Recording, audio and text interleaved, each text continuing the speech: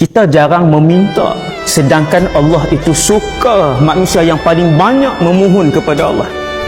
Maka Nabi, dia tengok muka Sayyidina Muaz ibn Jabal. Nabi kata, demi Allah wahai Muaz, aku sayang kamu.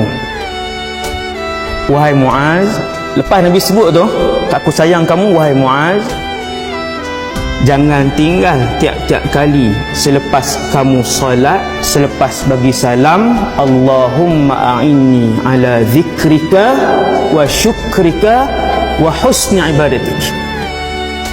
Tuan-tuan, ibu-ibu, ayah-ayah sekalian, manusia bila dia jadi orang yang paling mengingati Allah, orang yang paling berterima kasih kepada nikmat yang tak boleh dikira daripada Allah,